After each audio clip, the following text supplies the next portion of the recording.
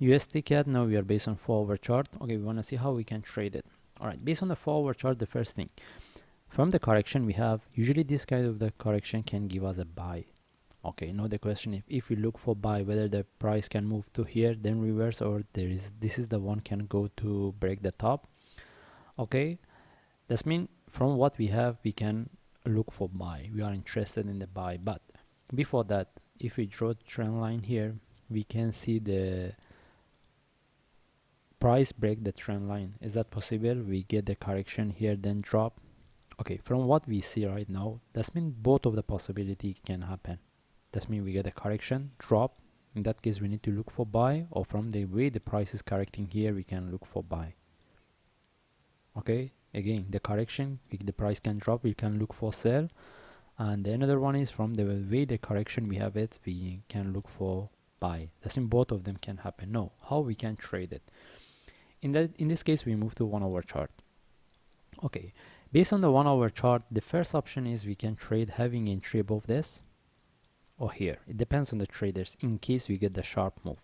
This is the first option. The second option is if we draw our trend line here. It depends on the traders whether they want to put here or here. For me, first I will put here, because if we put here, as we can see, is in terms of the channel, we see the price can break the channel. Okay, again, the first option was having entry above this or here. The second option is if we follow the channel.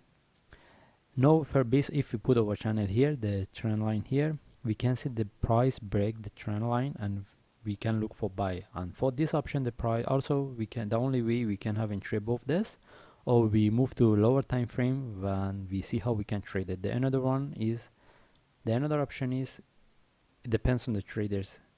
We move trend line to here, then we wait for the new breakout before we take the trade. That's mean breakout flag, we take the trade. That means we are interested in the buy. But if we take and again, it depends on the traders whether they want to put the trend line here or here. It depends on the strategy they trade. Okay, anyway, if we take the trade, we take the buy.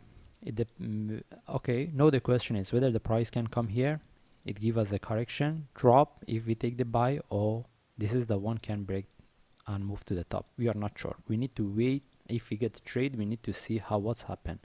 In that case, as long as we take the trade, the price come to here, we need to see if there is a continuation, we keep it. If there is a reversal, we take out the trade.